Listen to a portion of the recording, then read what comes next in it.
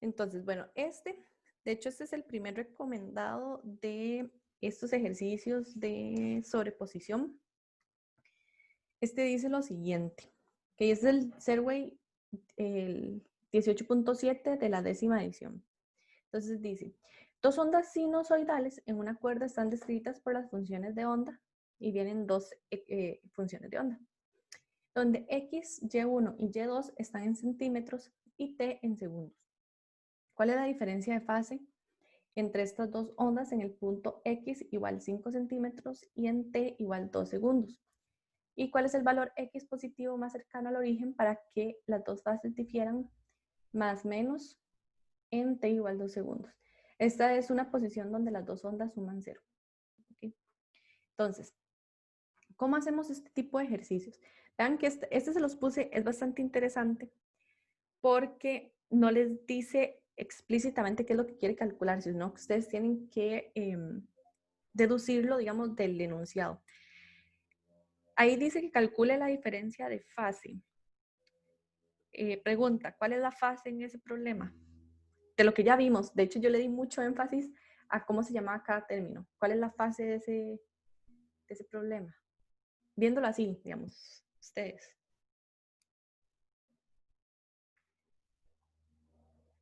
Esto es importante porque, de hecho, para movimiento oscilatorio hay preguntas parecidonas.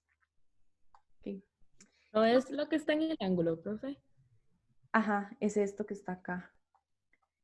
Tengan cuidado porque, digamos, los problemas les pueden decir fase, ¿verdad? Fase es lo que está dentro del ángulo, ¿verdad? Aquí.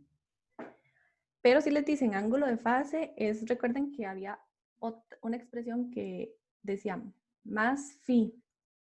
¿Recuerdan? Ese phi es el ángulo de fase. Pero cuando a mí me dicen fase, esto es lo que tengo que considerar. Tengan cuidado en eso porque a veces eso sí tiende a confundir. Y de hecho, este problema, así como lo ven, es muy representativo para este tipo de ejercicios. Por ejemplo, movimiento oscilatorio, movimiento ondulatorio. ¿Y cuál era el otro? Ah, bueno, el de sobreposición. ¿Por qué? Porque nosotros con este tipo de problemas podemos ver si ustedes están manejando bien los conceptos, ¿verdad? Y identificando bien cuáles son las constantes, o sea, qué significa cada constante. Entonces, por ejemplo, ya sabemos que voy a denotar la fase como un alfa. Esto queda como a decisión de ustedes. Yo lo hago así porque después, para no manejar eh, tanto término, ¿verdad? Entonces, nos dicen que es el cambio, o sea, que tenemos que calcular la diferencia de fase. ¿Ok? ¿Cómo yo determino una diferencia de fase? Como una resta. Entonces, yo puedo decir que la diferencia de fase va a ser igual a la fase 1, o sea, de la onda 1, menos la fase de la onda 2. Entonces, lo que hacemos es que sustituimos. Entonces, vamos a poner acá, esto va a ser igual a, voy a poner las unidades, ¿verdad? Porque generalmente uno utiliza las unidades cuando escribe estas ecuaciones. Siempre acuérdense de poner las unidades. Igual no hay tanto problema porque 10 marque con X en las evaluaciones, pero así se pueden guiar cuando estén dando la respuesta. Las unidades les pueden dar mucha información, pueden descartar opciones.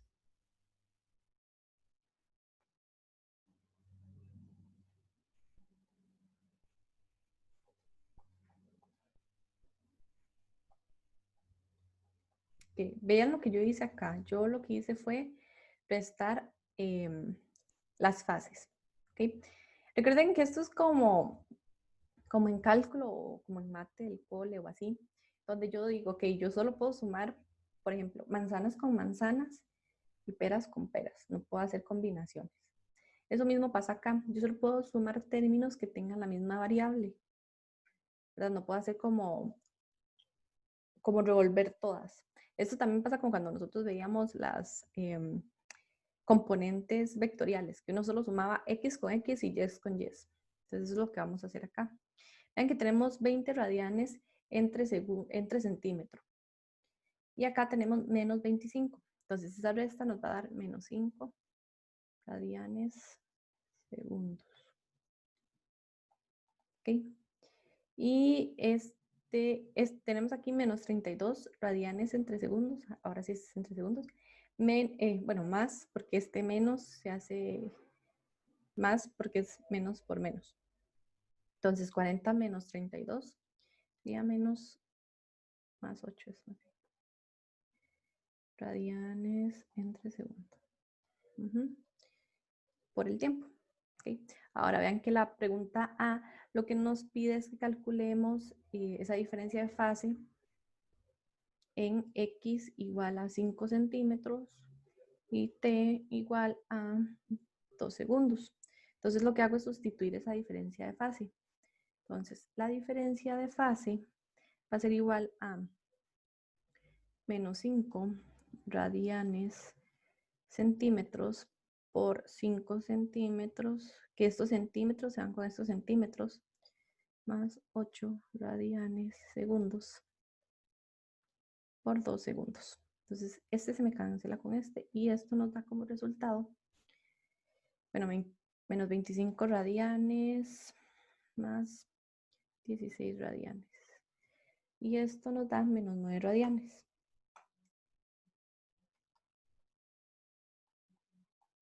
Okay. Si ustedes analizan esto, digamos, si yo paso esto a grados, recuerden que para pasar a grados yo tengo que multiplicar por 180 y dividir entre pi, ¿verdad? Si más bien quiero pasar de grados a radianes, multiplico por pi y divido entre 180. Esto nos da como resultado menos 516. Pero ese ángulo es como medio raro, ¿verdad? Es como muy grande. Entonces, vamos a analizarlo en el círculo trigonométrico para ver cuál ángulo es. Digamos, recuerden que los ángulos negativos se miden hacia acá, ¿verdad? Aquí empiezo en 0, aquí en menos 90, aquí menos 180, menos 270, etc. Entonces, yo al hacer una vuelta llego aquí a menos 360, ¿ok? Para llegar a 516, yo lo que necesito es avanzar aquí 156 grados, ¿ok? Se hace menos 156, tiene el mismo ángulo, digamos, que este 516, ¿ok? Pero yo lo quiero dar en positivo, entonces yo lo que hago es expresarlo en X positivo, que en este caso sería este que está acá. ¿Cómo lo determino? Como 270, bueno, 180 más bien, más este angulito de acá. ¿Cómo nota el resultado? 204. Okay. Eso sí queda claro. Eso es como la parte de matemática como que uno hace como en cálculo 1, digamos, en Matemo, cosas así, digamos, como analizar esos ángulos. Si no queda claro, me avisan. ¿Okay? Ahora, la parte, sí. ¿Alguien preguntó? Profe, Sí. a mí no me quedó claro. Es que, digamos, esto de expresar el ángulo así, lo que uno hace es que ubica, digamos, el vector en la misma posición del ángulo 516, ¿verdad? Pero de 0 a 360, es que, digamos, es muy difícil visualizar este ángulo 516, como dónde está ubicado. Entonces, lo que uno hace es que, por ejemplo, se está aquí en el origen. Si avanza una vuelta, va a llegar a menos 360, ¿verdad? Entonces, si usted está en menos 360, para llegar a 516, usted necesita 156 grados. Entonces, yo puedo considerar que un vector que está, digamos, en menos 156 está en la misma posición que un vector que está en menos 516. Porque, digamos, si usted ubica el de menos 516, también llega a esta misma posición. Entonces, digamos, yo puedo determinar que este ángulo es igual también bueno, la posición de este ángulo es la misma que la posición de este ángulo que les puse acá. pero yo generalmente los ángulos no los doy en negativo. Eso es como muy inusual cuando ustedes están expresando este tipo de problemas. Entonces lo que yo hago es expresar el ángulo en positivo. Entonces, yo lo que hago es que a 270, bueno, mentira, a 180, o sea, menos 180, yo le resto menos 156. Ese es el ángulo que voy a tener acá, que es 24. ¿Okay? Entonces, si yo quiero determinar todo este ángulo desde x positivo, ¿verdad? Desde acá, yo lo que hago es que le sumo a 180, 24. Y ese ya es el ángulo en forma positiva. Si ustedes ven ese, digamos, la posición del vector con este ángulo, es la misma que la posición del vector con este ángulo o con este ángulo. Es como una forma de simplificar, digamos, como la matemática, porque generalmente uno no da ángulos en términos negativos o ángulos muy grandes, ¿verdad? De hecho, ustedes podrían decir, por ejemplo, que esta posición, ¿verdad? Menos 516 sería menos 156 más 2pi. Y nos da esto que está acá. Son múltiplos, digamos. Ese menos 156 con 516 son múltiplos de 2pi. No sé si quedó un poquillo más claro con esa explicación. Sí, profe, muchas gracias. Bueno. Entonces, bueno, vamos a seguir con la parte B. Vean que la parte B nos pide que cuál es el valor x positivo más cercano al origen para ver que las dos fases difieren más o menos en t 2 segundos. ¿Ok? Ahora, utilizando esa analogía que ya les di anteriormente.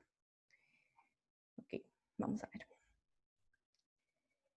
La función seno para estas ecuaciones se repite en múltiplos de 2pi. Si ustedes se acuerdan en la clase, creo que fue la pasada o la antepasada, nosotros vimos cómo analizar, por ejemplo, los nodos y antinodos en una función de onda, ¿verdad? Aquí pasa muy parecido, ¿ok? Yo sé que mi fase, o en este caso mi diferencia de fase, va a diferir, bueno, va a repetirse más bien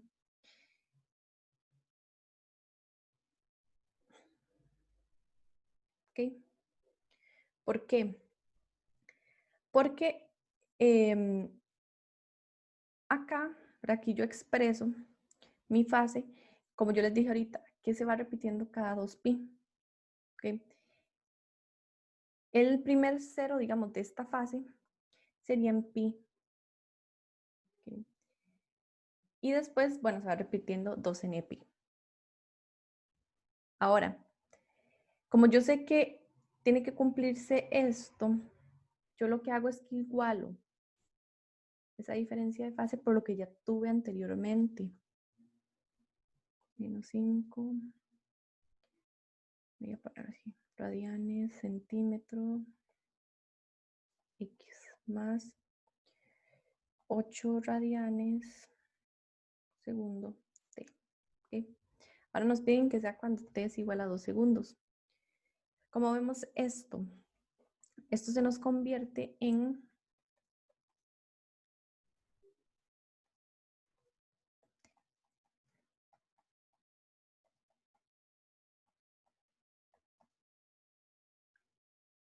este caso, si yo sustituyo aquí el t, esto me quedan 16 radianes, así, ¿verdad? Sin las unidades, porque segundos del tiempo se me cancela con el segundo que está acá abajo. Y lo que hago es despejar mi x. Entonces, x me va a quedar de la forma pi más 2n pi menos 16 radianes entre menos 5. Vean que se mantienen las unidades. Todo este factor de arriba son radianes. Se cancelan con estos radianes y este centímetros pasa para arriba. Entonces, x nos va a quedar en términos de centímetros. Esto lo podemos reacomodar, ¿verdad?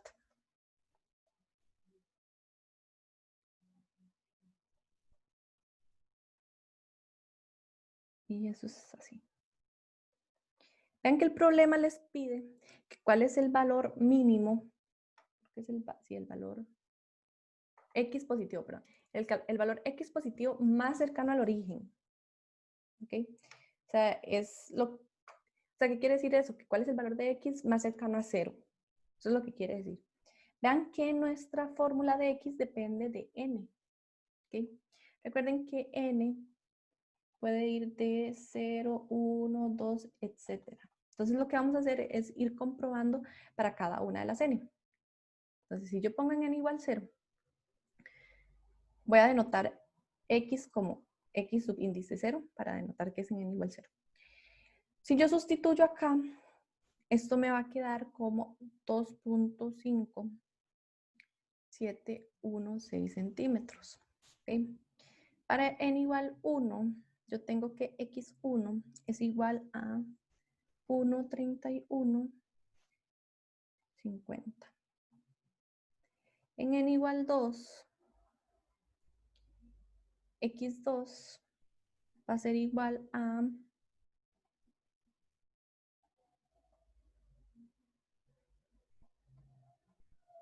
y en N igual 3, ustedes tienen que irlo probando casi que para todos los N's, pero van a ver que ahorita ya vamos a saber cuál es ese menor valor.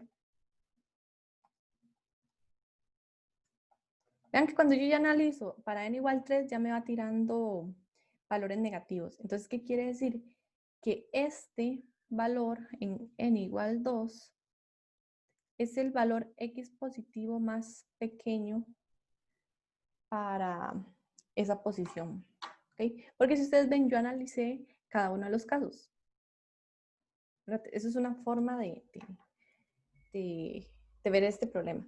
Ustedes también podrían decir, bueno, ya intuitivamente he hecho tantos ejercicios que yo sé que en N igual 2 es y tira de una vez el resultado en N igual 2. Eso no importa. Pero a veces uno mejor hace este análisis porque así evita equivocarse, ¿verdad? Entonces, sí, bueno, vamos a seguir con el otro problema. No sé si tienen dudas con respecto a este. Profe, ¿uno cómo sabe cuál va a ser digamos, los valores de n? ¿O siempre van a ser 0, 1, 2 y así? 0, 1, 2, sí, para estos casos. Los que van a cambiar, recuerden que era para nodos y antinodos. Y eso era cuando se tenía un tubo cerrado o un tubo abierto. Que, por ejemplo, creo que era, para tubo cerrado, es cuando ustedes tienen n es igual a n igual 1, 3, 5, que son los impares. Para la expresión general, digamos, de nodos. Pero para este caso, ustedes sí pueden tomar lo que empieza desde 0. Porque de hecho, la posición 0 es la posición fundamental del ángulo. ¿Verdad? Acá. Ok, entonces vamos a seguir con el otro. Hoy traigo 4 problemas. El último sí es un poquillo más largo, pero voy a tratar de hacer los primeros un poco más rápido. Ok, este problema es del Sears 13ª edición, es el 1510. Y de hecho tiene una metodología muy parecida a la anterior. Entonces vean lo que dice. Una onda de agua que viaja en línea recta en un lago queda descrita por la ecuación siguiente, donde y es el desplazamiento perpendicular a la superficie tranquila del lago. ¿Cuánto tiempo tarda un patrón de onda completo en pasar por un pescador en un bote anclado y qué distancia horizontal viaja la cresta de la onda en ese tiempo? B, ¿cuál es el número de onda y el número de ondas por segundo que pasan por el pescador? ¿Y qué tan rápido pasa una cresta de onda por el pescador? ¿Y cuál es la rapidez máxima de su flotador de corcho cuando la onda provoca que este oscile verticalmente? Vean, este tipo de problemas, y muy probablemente les van a salir en la evaluación, es de analizar funciones de onda. Vean que en la parte A les pide que cuánto tiempo tarda un patrón de onda completo en pasar por un pescador en un bote anclado. Con que ya les diga cuánto tiempo tarda un patrón de onda, ustedes ya saben que eso es periodo. O sea, si ya viendo el enunciado, eso es periodo. Entonces, ustedes se acuerdan que el periodo está definido con esta fórmula. ¿Okay? Ahora, ¿qué es importante que ustedes recuerden? Vean la ecuación. Este término de acá es el número de onda, ¿verdad? Recuerden que el número de onda va en unidades de radianes entre centímetros. ¿Okay? Entonces, como este número de onda tiene esas unidades, tiene que ir acompañada de una variable que le cancele las unidades de desplazamiento. Entonces, esta es esa. Esta que está acá es la frecuencia angular, ¿verdad? Recuerden que estaba de esta forma. Entonces, ya sabiendo eso, ya podemos despejar el periodo. Entonces, esto sería igual a 2pi entre 5.4 radianes segundo. Esto nos da como resultado. Entonces, ven, es bastante sencillo, nada más analizando lo que les dan. Y la longitud de onda, recuerden que nosotros lo podíamos expresar como 2pi entre número de onda. Y ya sabemos el número de onda de la ecuación.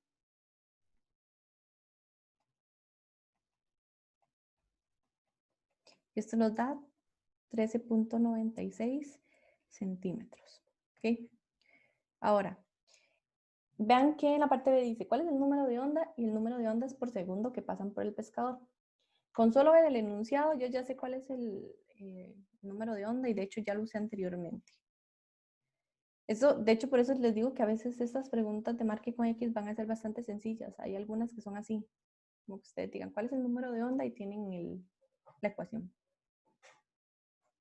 Y la frecuencia, recuerden que la frecuencia normal, ¿verdad? Porque recuerden que la frecuencia se define como, no sé, revoluciones por segundo o así. Entonces vean que pregunta el número de ondas por segundo. Y eso sería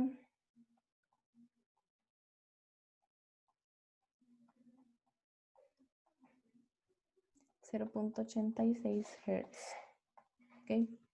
Ahora, dice, ¿qué tan rápido pasa una cresta de onda por el pescador y cuál es la rapidez máxima de su flotador de corcho cuando la onda provoca que éste oscile verticalmente? Aquí hay que recordar algo. La velocidad transversal de las partículas en el medio no es la misma que la velocidad de la onda. ¿Okay? Entonces tienen que repasarlo si no se acuerdan bien de eso. ¿Okay? Recuerden que esta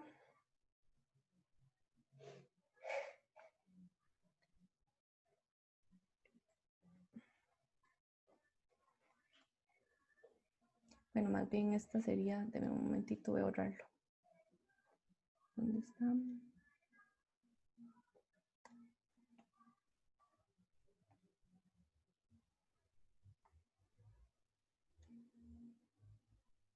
Ay, volví a poner seno.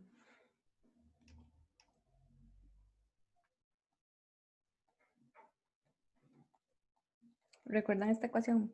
Esta ecuación es la ecuación de la velocidad transversal. La velocidad de la onda es esta que tenemos acá.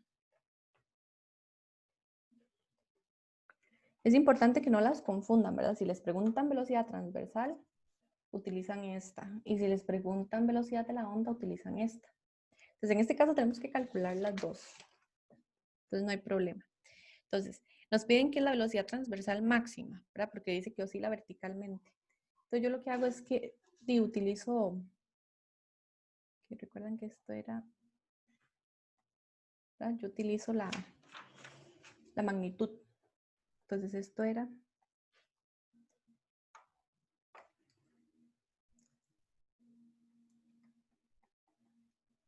375. Esto viene de la ecuación. Voy a devolverme. Vean que aquí podemos saber cuál es la amplitud de la onda y tenemos frecuencia angular.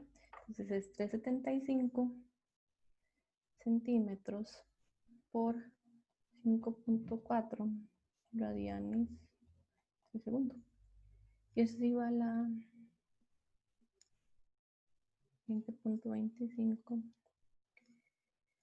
centímetros segundos. Y en este caso, para esta podemos utilizar cualquiera de los valores que ya tenemos, ¿verdad? Porque tenemos de hecho los 4. Entonces en este caso voy a utilizar omega entre K. Eso es como lo que me da la jet XT. Y esto es igual a 5.4 entre 0.45.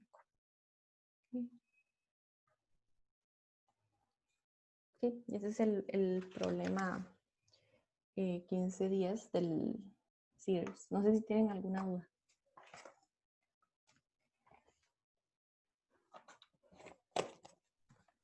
Ok, entonces vamos a pasar al siguiente. Ok, este también es del Sears, pero este es el 1628. Entonces vamos a ver lo que dice. Ok, el tracto vocal. Entonces, muchos cantantes de ópera y algunos cantantes de pop tienen un rango de aproximadamente 2 octavas o incluso mayor. Suponga que el rango de un soprano va de una frecuencia de 220 Hz hasta 1244 Hz. Aun cuando el tracto vocal es bastante complicado, podemos modelarlo como una columna de aire en resonancia, como el tubo de un órgano que está abierto en la parte superior y cerrado en la parte inferior. La columna va desde la boca bajando por el diafragma en la cavidad del pecho. Y supongamos que también que la nota más baja es la fundamental. ¿Qué longitud tiene esta columna de aire si la velocidad es de 354 metros por segundo? El resultado es razonable considerando las observaciones de su propio cuerpo. Ok, entonces, vean que nos dicen que el tracto vocal nosotros podemos modelarlo como un tubo cerrado. O sea, como el que vimos que era un tubo que pasa aire y está cerrado en un extremo, ¿verdad? Entonces, recuerden que cuando estaba cerrado en un extremo, tiene ciertas características y fórmulas para expresar la longitud de onda y la frecuencia y la frecuencia de, digamos, de la onda. Que también eso pasa cuando está abierto en ambos extremos, ¿verdad? Tiene cierta expresión para la longitud de onda y la frecuencia. En este caso nos dice que es como si tuviéramos un tubo con un extremo cerrado. Entonces, para el caso S, nosotros tenemos que la longitud de onda se expresa como 4L entre N. Esto que les puse aquí es algo que ya viene en las fórmulas, ¿verdad? No es como que tienen que sabérselo de memoria. O sea, ustedes pueden consultarlo en las fórmulas. ¿Ok? Y N va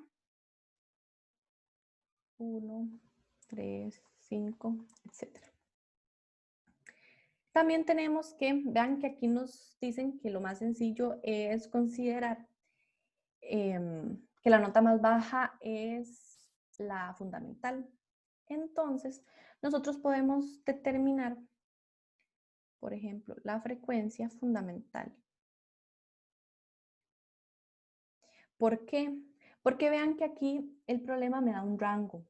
¿Okay? Me dice que va de 220 Hz a 1244 Hz. Entonces, ¿qué quiere decir esto? Que mi rango más bajo, o sea, que una cantante puede, o un cantante puede realizar, ¿verdad? La frecuencia más baja es de 220 Hz. Entonces, yo sé que mi frecuencia fundamental va a ser igual a 220 Hz. Por esto que el enunciado se los dice, ¿verdad? Que ese es el rango de los cantantes, por ejemplo, los sopranos. Entonces vean que pide la longitud de esa columna de aire. Entonces yo puedo despejar esa columna de aire, ¿verdad? De esta fórmula que está acá. Y esto me queda, bueno, yo llego a esta expresión, ¿verdad? Sustituyendo de esta fórmula el lambda, que si ustedes se acuerdan, esto es igual a frecuencia por lambda. Yo lo sustituyo y llega a esta expresión. En teoría esta expresión dependía de n, pero yo lo hice para n igual 1, que es la fundamental. Entonces despejo. Y L es igual a la velocidad entre 4 por la frecuencia. Y eso es igual a 354. Si tengo algún error me avisan, por favor. Y esto es 220 Hz. ¿Okay? Nos da como resultado 39.1 centímetros. Entonces, vean que esa es la longitud que nos da de esa columna de aire. ¿Es razonable? O sea, ustedes pueden tener esa longitud desde su boca hasta el diafragma. Sí, yo creería que sí. O sea, es como lógico. Pero para una persona adulta, ¿verdad? Un niño no jamás tendría esa longitud digamos, de su boca al diafragma. Y este es este problema. De hecho, se los puse porque, si ven, hay muchas cosas que no se las dan explícitamente. O sea, no les dicen, bueno, esta es la frecuencia natural o esto es así, sino que ustedes tienen que analizar el problema. ¿Okay? Eso es como la mayor parte de los problemas en física. O sea, a veces no les dicen explícitamente qué es lo que están, qué es lo que quieren, o sea, qué es lo que necesitan para calcular lo que les piden, sino que ustedes tienen que ir analizando lo que les está diciendo el problema. No sé si tienen una duda con respecto a este. Profe, entonces uno tiene que utilizar la frecuencia, digamos, como en este caso, digamos, la menor frecuencia, o se puede, o digamos, hay casos donde uno utiliza el 1244. Sí, tal vez les dicen que, por ejemplo, la frecuencia más alta, por ejemplo, es el cuarto armónico, un ejemplo. Entonces les dicen, calculen la frecuencia del cuarto armónico. Entonces ustedes ya saben que utilizan el 1244. En esos casos, digamos, sí, pero, por ejemplo, en estos que no especifican mucho, uno se va primero a la fundamental, porque ustedes saben que la fundamental es la frecuencia más baja que mide, porque nosotros no sabemos en qué armónico está la más alta para ese caso. Ok, entonces, bueno, vamos a hacer el último. Este último sí tiene una dificultad media alta. Vean que lo saqué del Resnick. El Resnick es bastante conocido por tener un nivel alto, pero es importante porque ustedes necesitan también resolver problemas más difíciles. Entonces, vean lo que dicen. Este es el 1629 del Resnick. El Resnick es Fundamentos de Física. Ok, dice, un alambre de aluminio de Rho igual a 2.6 gramos por centímetro cúbico. Recuerden que Rho es la densidad. De longitud L1 igual a 60 centímetros y área transversal de 1 por 10 a la menos 2 centímetros cuadrados. Está conectado a un alambre de acero de densidad de 7.8 gramos por centímetro cúbico, con una longitud de L2 igual a 86.6 centímetros, desde la unión hasta la polea y de la misma área transversal. El alambre compuesto es tensado por un bloque de 10 kilogramos que se cuelga como se muestra en la figura. Se inducen ondas transversales en el alambre usando una fuente externa a la que se le puede variar la frecuencia.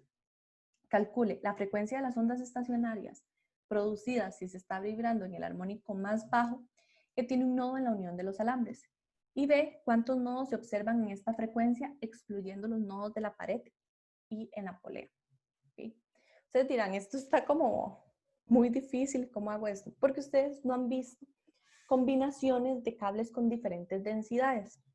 Pero aquí entra, digamos, la parte de que ustedes entiendan bien la materia. Cuando ustedes entienden bien la materia, estos problemas realmente ustedes dicen, no es difícil. Yo voy a ir desarrollándolo poco a poco con los conocimientos que ya adquirí. Entonces, primero, vean que dicen que hay hay un motor o un sistema externo que está produciendo las ondas en estos dos cables. Como ya vimos, la frecuencia es la misma en ambos cables. ¿Por qué? Porque se le está imprimiendo a los dos, ¿verdad? Esta frecuencia. La frecuencia puede variar, ¿verdad? Pero para los dos cables va a ser igual cuando se le imprime cierta frecuencia. ¿Ok?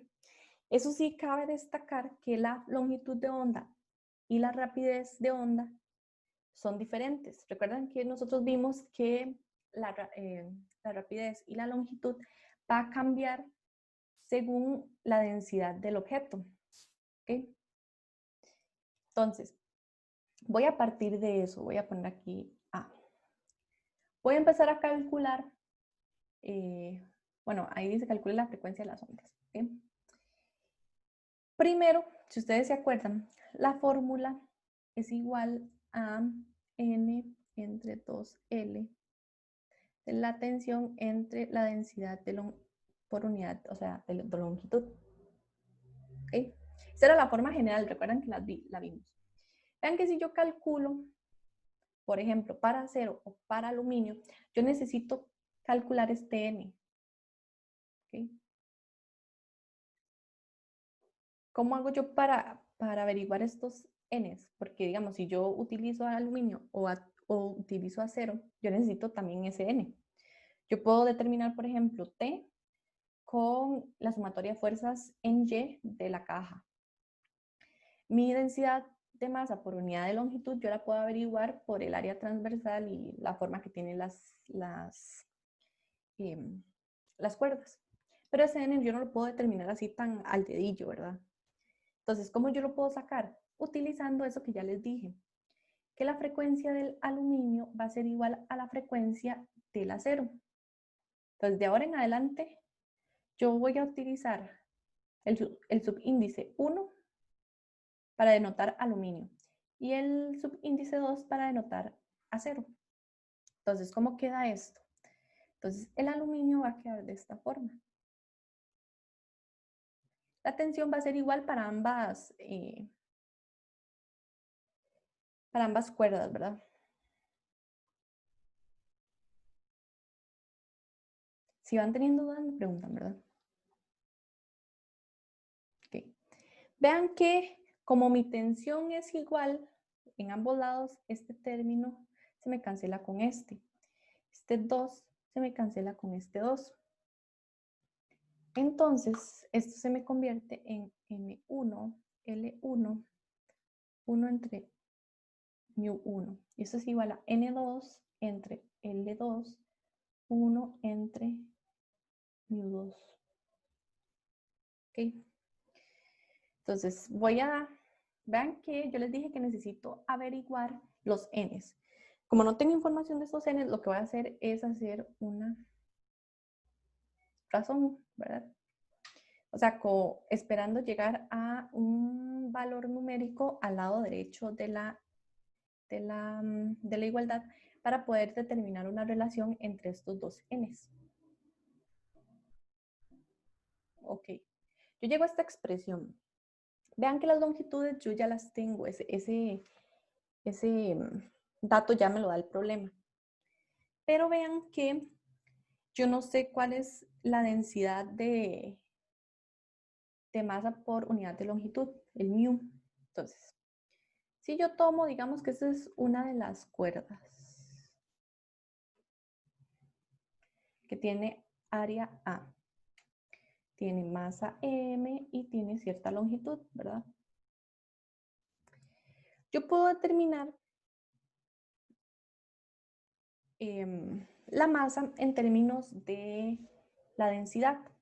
¿Cómo lo hago yo eso? Con la definición de densidad. La densidad, ¿verdad? Esto lo hago porque ya el problema me da valores de densidad, ¿verdad?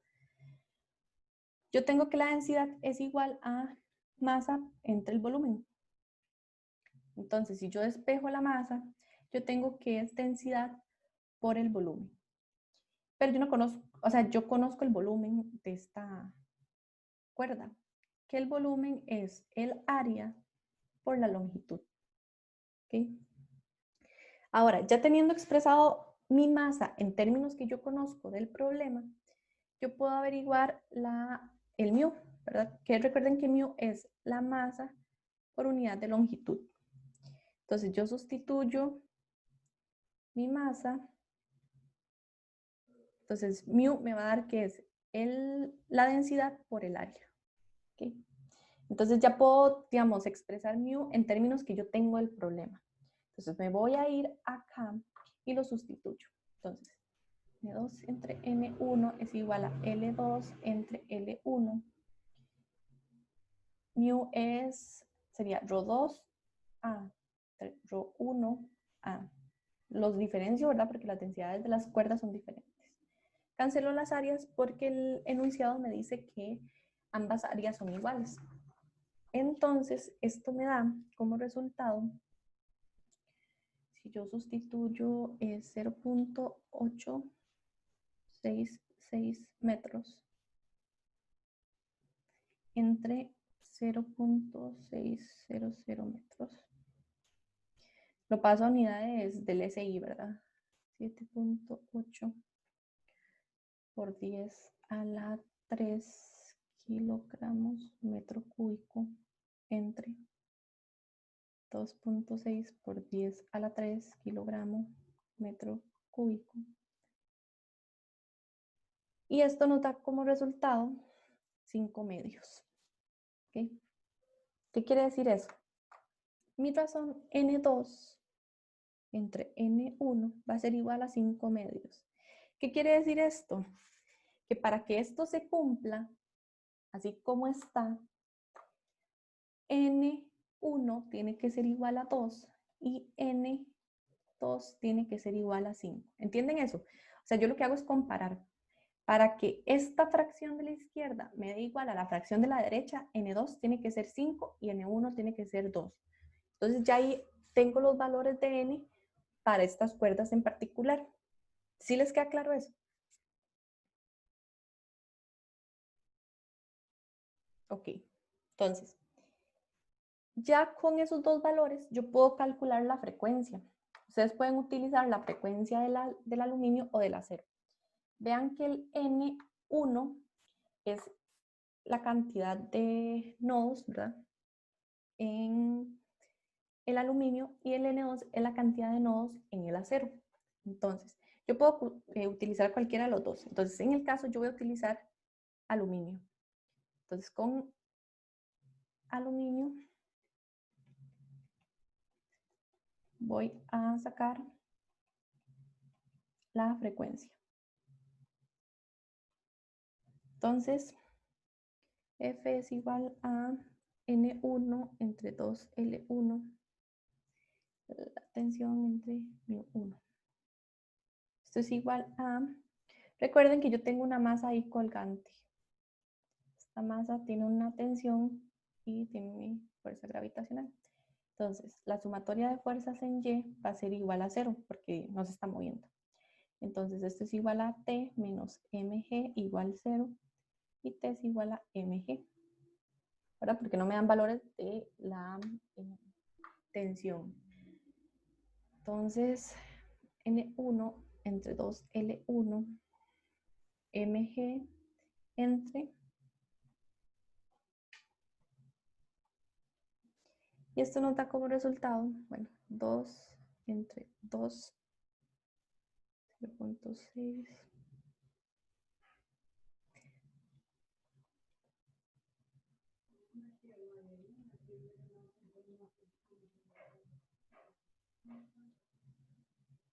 $2.6 por 10 a la 3.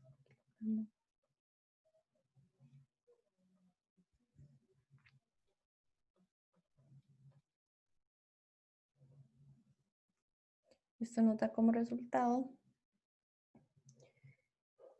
323,575 Hz, que esto es aproximadamente 324 Hz. ¿Ok? ¿Sí queda claro esto? Ahora, vean qué piden arriba. ¿Cuántos nodos se observan con esta frecuencia excluyendo los nodos de la pared y la polea? Entonces vamos a dibujarlo. Vean, yo tengo la cantidad de nodos que ocurren en el aluminio y la cantidad de nodos que ocurren en el acero. Entonces, voy a dibujarlo. Voy a hacer un poquillo a mano alzada porque aquí es como medio complicado dibujar con la tablet. ¿Ok? Entonces, voy a dibujar con verde lo del aluminio. Vamos a ver, aluminio. Entonces, recuerden que para n igual 2, yo veo mi configuración en una cuerda como la siguiente forma. ¿Ok? Así es como yo lo veo en una cuerda. Recuerden que ustedes también podrían verlo de esta forma. Para n igual 2. ¿Ok? Porque yo sé que es n igual 2, porque aquí voy a tener mi primer nodo y aquí voy a tener mi segundo nodo. ¿Ok? Ahora, ¿qué pasa con el acero? En el acero, yo voy a ver lo siguiente, porque yo tengo n igual 5. Entonces yo empiezo a contar desde acá. Entonces, van a ver que la longitud de onda también cambia. Entonces voy a tener aquí un nodo, aquí otro nodo, aquí otro nodo.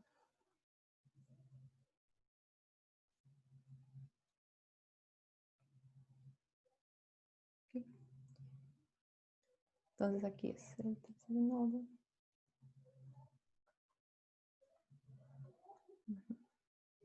Y esto va a estar conectado a la polea.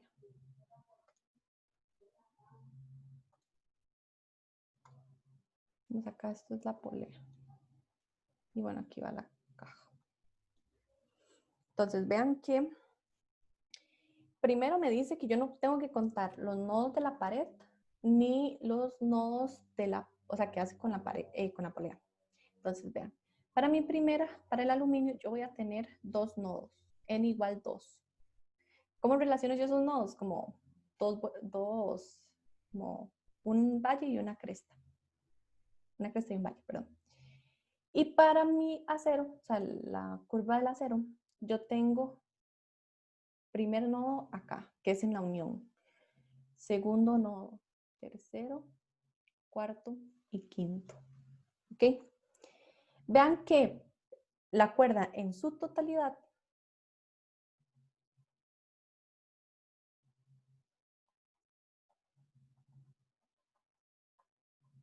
tiene 6 nodos. ¿Ok? 1, 2, 3, 4, 5 y 6. Contando ya las dos secciones con diferente densidad. No sé si esto queda claro. Vean que de hecho este problema es bastante dificultoso. De hecho es un problema de nivel de examen de esos que ustedes hacen en el aula, digamos, de exámenes parciales. Pero es importante porque ven que salen muchos conceptos teóricos que ustedes tienen que aplicar, que esos conceptos teóricos no tienen que olvidarlos porque muchas digamos, de la resolución de los problemas tienen que hacer esto, como lo que yo hice con la frecuencia. ¿Okay? No sé si tienen dudas.